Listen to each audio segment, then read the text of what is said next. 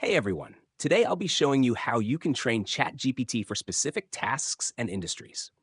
ChatGPT is a flexible AI that can be trained to perform tasks based on your needs.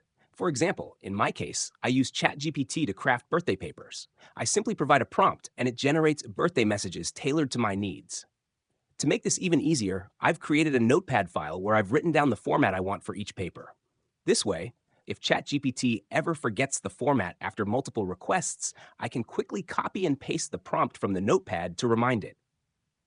If your job involves writing essays, research, or coding, you can explore GPTs. This option is available to premium users, and it allows you to search for tasks you want ChatGPT to handle. For instance, if you need to write Python code every day, you can select a Python model that's trained specifically for that task.